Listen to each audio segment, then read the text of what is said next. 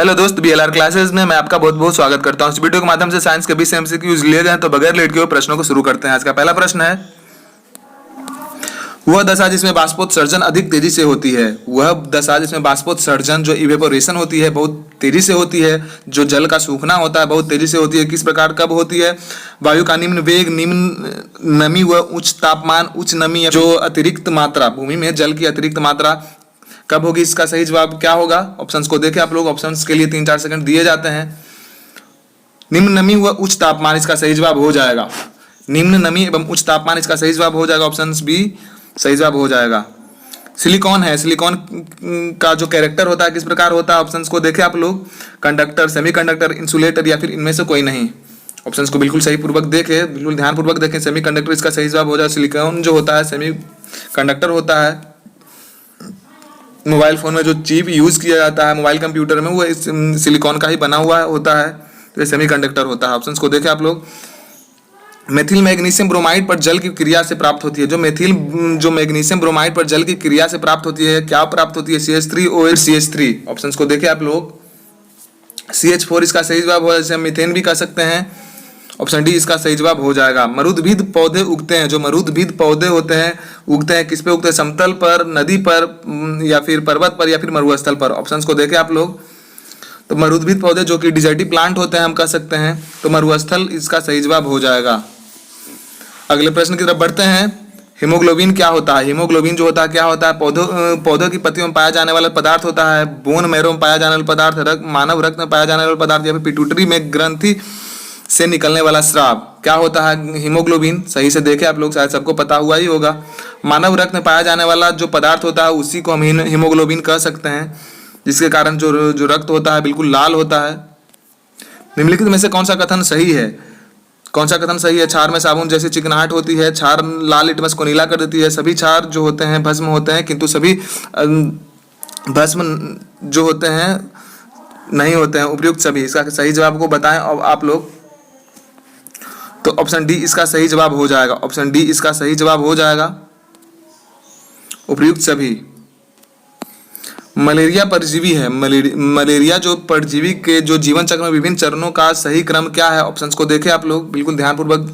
ABCD सभी options को देखें आप लोग।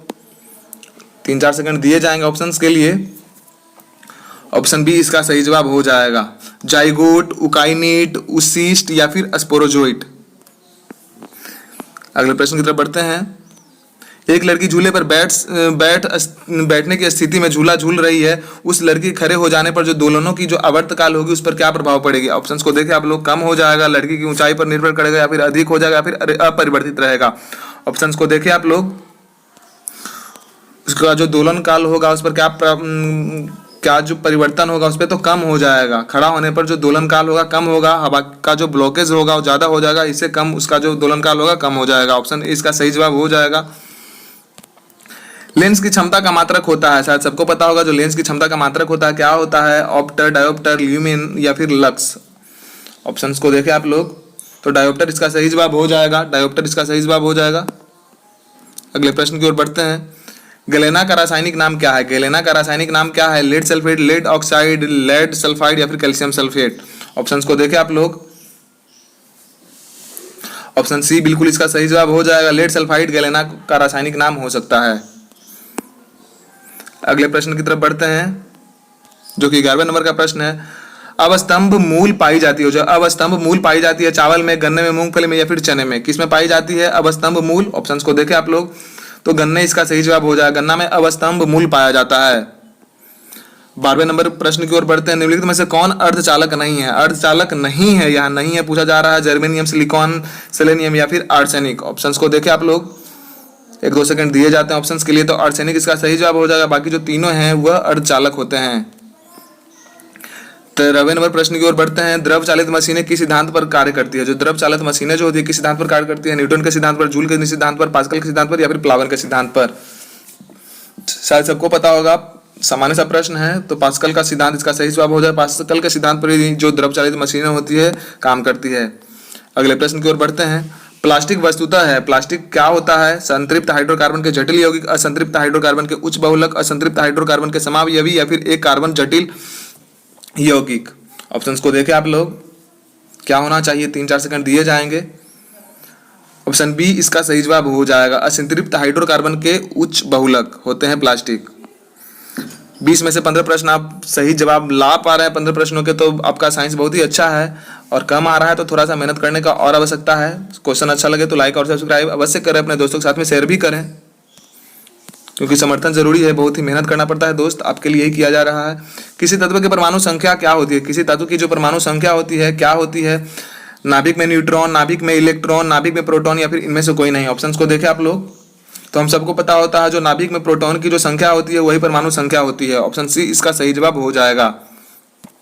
अगले प्रश्न की ओर बढ़ते हैं। कोशिकीय श्वसन का सक्रिय स्थल है, जो कोशिकीय श्वसन का जो सक्रिय स्थल है क्या होता है, गोल्जी कोशिका, माइटोकॉन्ड्रिया, राइबोसोम या फिर लाइसोसोम।